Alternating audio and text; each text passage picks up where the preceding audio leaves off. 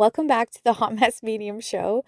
I'm your host, Medium Natasha Mack, and it's been a while, but I got the inspiration to come on and talk about boundaries because that's been a theme that's been coming up for me all of May. And I don't know if you saw this or not, but I actually channeled May's mantra. And the mantra was, I am now reclaiming my energy from the people, places, and things that no longer align with me.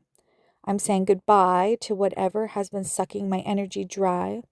What I resist persists. Oh my God, S's are so hard for me.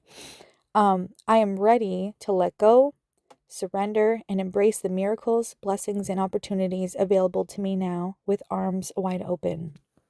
And I don't know about you, but I had channeled that like May 1st or something like that. I think it was like right at the beginning of May.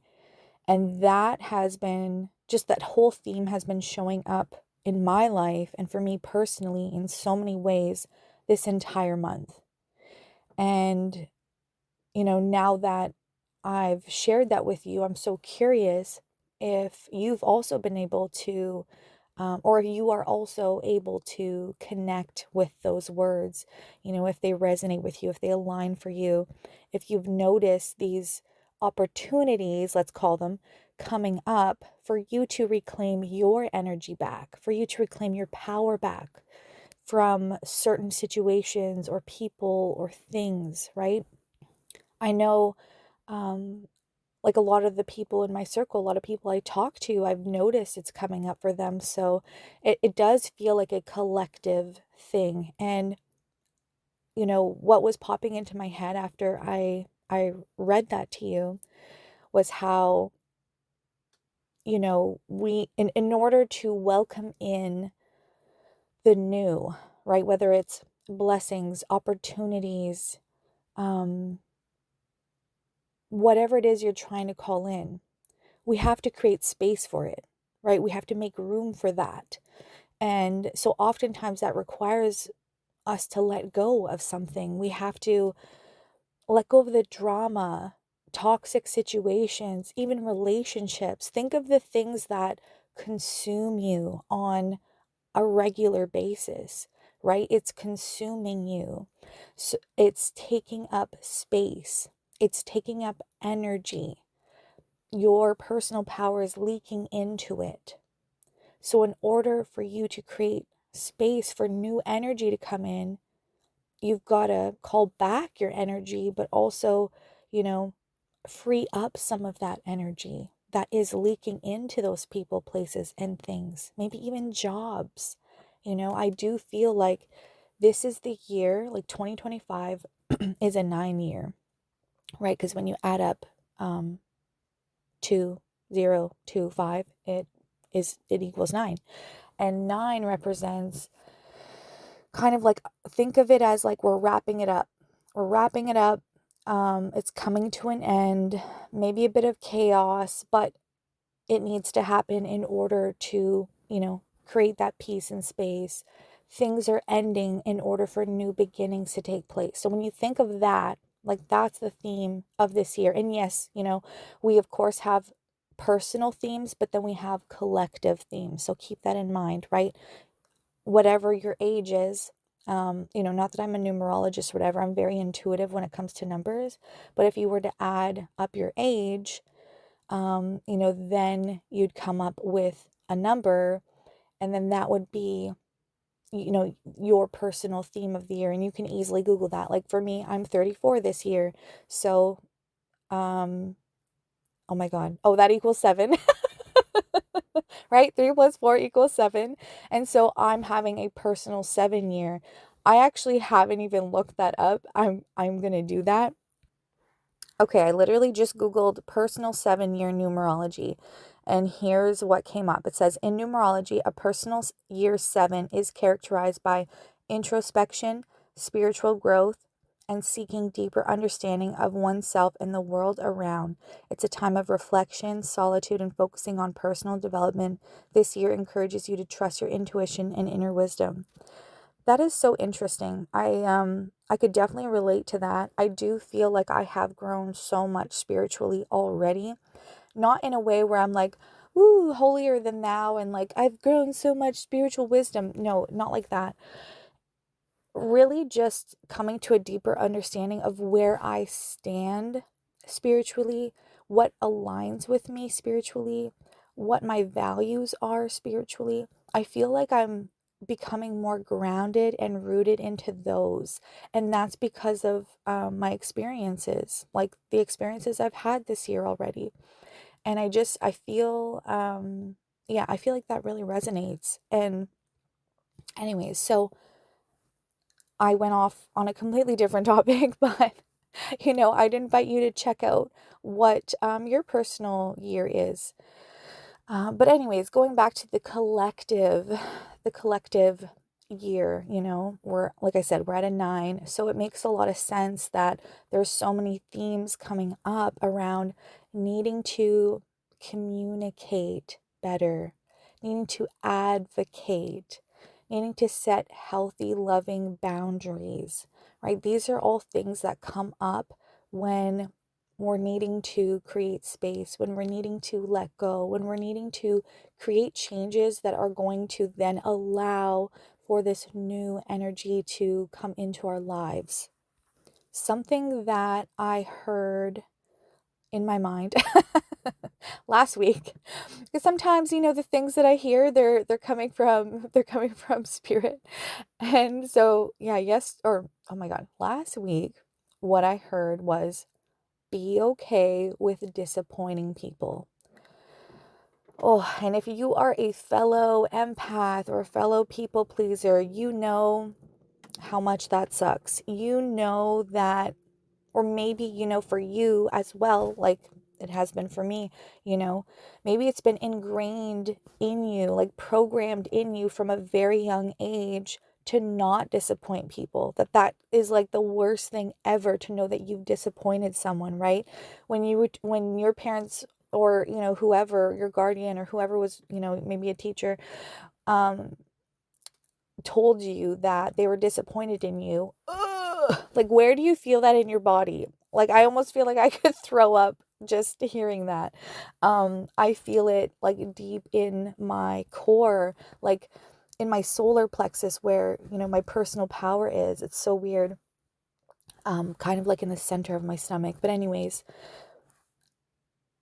for me, like, that's a big wound. So to know that I disappointed someone as a grown ass adult, it's still, I still feel it in my body, because I'm highly clairsentient.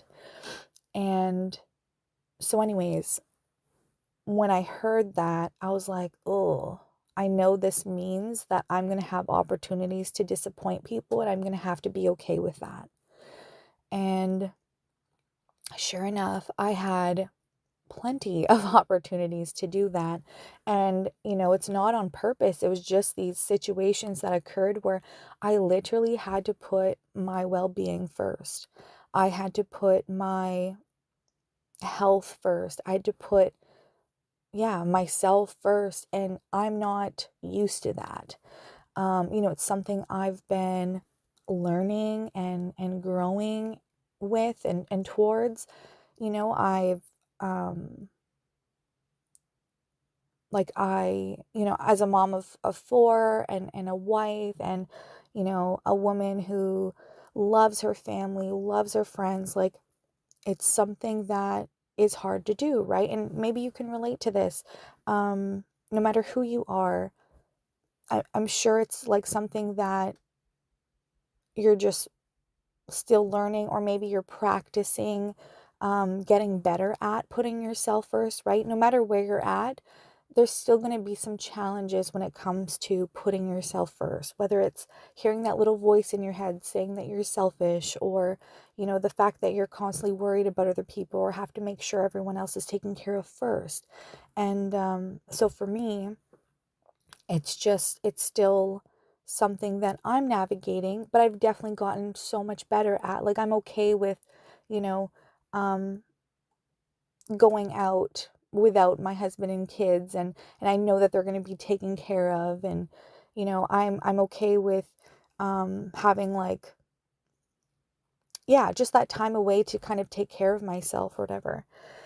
But I find I still struggle when it comes to like, let's say, I'm really not well and I have to reschedule my clients. Oh my God.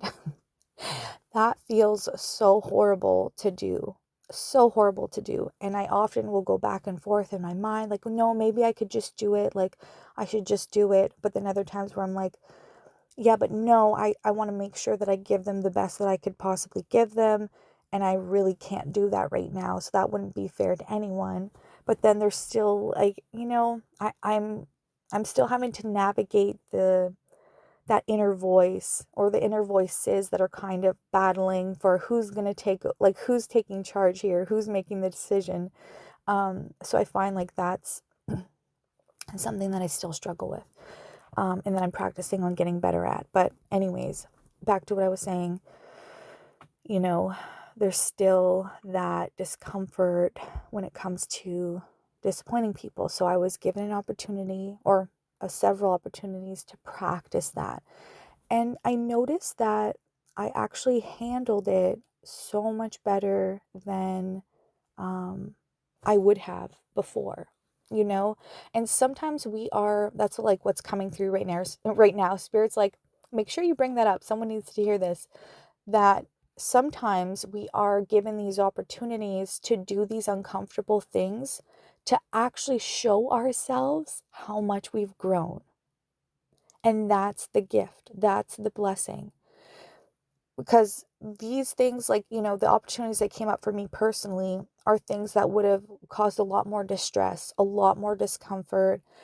Um, and I noticed that it wasn't as bad this time. And I'm like, wow, that's awesome. Like, I was able to move through that so much quicker. I was able to let it go so much quicker. It wasn't stuck to me, or, going, spiraling in my brain for as long. Um, and that is such a gift to know that, like, wow, this means the next time this comes up, it's not going to take up so much time and energy or so much space in my brain.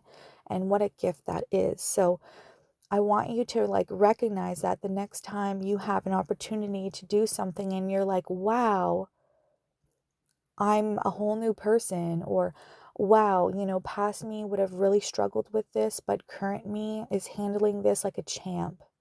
And I want you to be like so proud of yourself, because it shows how much you've grown. It shows how much strength you've gained. It shows how resilient you are. And that's just such a beautiful thing. Too often, we are so focused on the things we dislike about ourselves, or, the things that we're not good at. And so very rarely do we take the opportunity to actually acknowledge, wow, I did really good with this. That's really awesome. Like, I'm going to give myself a pat on the back. So the next thing that's coming up to share right now is that when it comes to practicing setting boundaries, that's exactly what it is. It's a practice. I don't want you to think that it has to be this like super intense, hard thing. And I mean, yes, it might feel that way, but I'm just saying, like, this doesn't mean you have to like completely cut ties, completely shut someone out, um, quit your job. Like, you know what I mean? It doesn't have to be an extreme. And that's what's really important, because I do find that, unfortunately, like, society, or even, I don't know, I kind of want to go there. Like, sometimes even in the spiritual community, um, you know, we t- there's too much coming out about extremes, and that's not for everyone, right? It might be for some people, but it's not for everyone. And so what's coming through right now for me to share with you is like, is there an opportunity here for you to communicate how you're feeling? Is there an opportunity to advocate for yourself and for what you're needing, right? Instead, versus like running away or shutting things down completely. Is there room for growth here?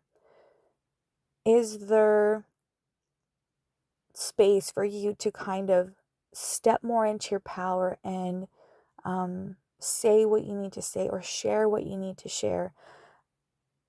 There's something coming through here, for my listeners, for you guys, about like maybe there's room for growth. It's so interesting.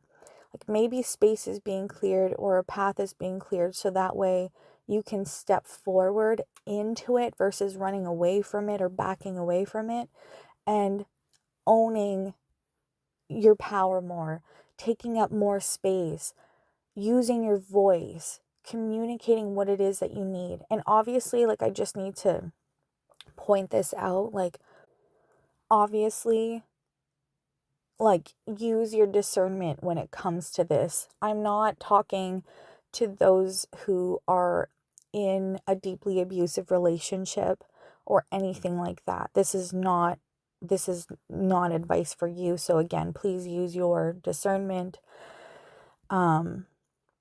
when listening to this. I'm talking to the people who are in, who are at a job where things are unfair, or they're not being treated fairly, or maybe, maybe they are in a relationship where there's just a lack of communication, and there's this feeling of, being unfulfilled or, unhappy. There's a lot of room there for growth and for communication and for, stepping outside of your comfort zone and taking up a bit more space, advocating for yourself. That's kind of what I'm talking about here. And I just wanted to make sure that was clear. Or, just maybe for some of you, it's in the online space. Like maybe you have been playing it very small. Maybe you've been, hiding your face, hiding yourself, like not using your voice, and just kind of hoping that people will grasp to, the words that you're putting out there, but maybe they really want to see your face and hear your voice, So I feel like I'm going in a completely different direction than what I thought, because I was talking about boundaries. Anyways, going back though to boundaries. So, yeah, it doesn't have to be this extreme thing. You could practice setting those boundaries by saying, actually, I'm not comfortable with that. Actually, that's just not for me, and that's okay. Right? Or saying, no, not today. Thank you though. Like, there's so many ways to navigate it without having to over explain yourself and feeling terrible after. Like, remember that the thoughts that are coming through that are telling you that, whoever it is that you're going to set a boundary with is going to think that you're a horrible person, and oh my God, they're going to come after you and all these bad things are going to happen. That's not real. Like, just remember that that voice is going to try to protect you as much as possible, and it's going to say things and show you things to help protect you as much as possible, but it doesn't mean that it's true, right? Again, not talking about the people who are in active abusive relationships, but in other situations, other circumstances, most of the time, those things aren't going to happen. Yes, it is possible for someone to have an emotional response to what you're saying, or a reaction to what you're saying, which these are things that we are not in control of. We are not in control of how someone's going to react or respond to you setting a loving boundary, or you saying no, or whatever it is, no matter how you're communicating something. But I feel like this is the invitation, and it's, again, something you could practice small, very small, not this like big thing that's going to like cause your nervous system to just like go wild, right? Another thing that's just popping up right now is how sometimes we have to set boundaries with ourselves. And that can be one of the hardest ones, right? When you have to decide to, channel your inner parent and set some loving boundaries with yourself first. And maybe this is coming through because for some of you, that's how you're going to just practice setting boundaries in general. Like, what's something that you've been putting off for a really long time? What's something that you've told yourself time and time again that, like, you've got to stop doing this, but you keep doing it? Maybe it's, okay, first thing in the morning, I'm not going to grab my phone and start scrolling because I know how I feel afterwards. I know I don't feel good afterwards. I know that it takes up so much of my morning and then I just feel so blah the rest of the day. So then you decide to set a boundary to not do that anymore, so that way you can instead get up and start your day right and then do a bit of scrolling or whatever it is.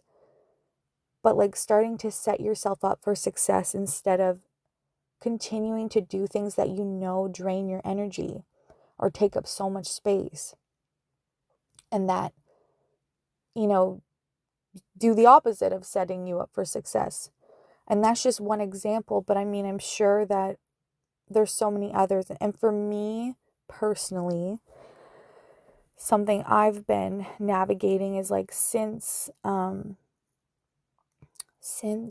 ending radiation treatment at the beginning of April, I've been really committed to my health and wanting to make sure that I am nourishing myself with nourishing foods, foods that I know are going to help heal me and help me feel good, mind, body, and spirit. And so that means that I know the foods that don't do that for me and that make me feel so inflamed and, retain a bunch of water in my body and I get sore and stiff or whatever, or make me really tired. Especially now being off caffeine, I'm so much more mindful of that. And so that is just like a boundary that I've started to set with myself. And this doesn't mean like I'm super strict. I can never have, chocolate or anything like that. That's not what I'm saying. It's just, I mean that I'm not going to go back to the habits that I had prior to radiation. And the reason I'm bringing up radiation is because, of course, I, um, you know, like almost starved for 6 weeks. So it's kind of like my body went through a reset and starved, obviously, because of the pain and everything that I went through. But anyways, my body went through a bit of a reset. So there was an opportunity for me to kind of like start fresh, and anyway, so that's just like an area where I'm setting boundaries. Same with, another boundary I'm setting with myself. I don't know if this technically classifies as a boundary, but anyways, is like, no, I'm going to make sure that I am meal prepping, making sure that I'm, making food for myself ahead of time so that I always have something on hand that I can eat that I know will nourish me. Versus, no, I'm too tired, I'm just going to leave it. No, I'm too tired, I'm just going to, or I'd rather do this, so I'm just going to, let future me figure it out. I'm so done with letting future me figure things out.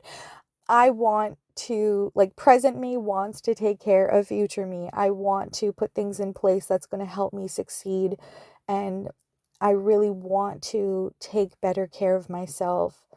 And, these things require new habits. It's not something that's just going to magically happen. And it's so weird how the brain can kind of trick you like that, right? That it's like you want something and you dream about this and you have this vision for how you want your life to be, but then you think that you're going to get there with the same habits that you currently have, and that's not the way that it works at all. It literally requires new habits. Like, how would future me handle this? How would future me do this, right? Like, what would she be doing differently? Sometimes it's a matter of like tapping into that, tuning into that.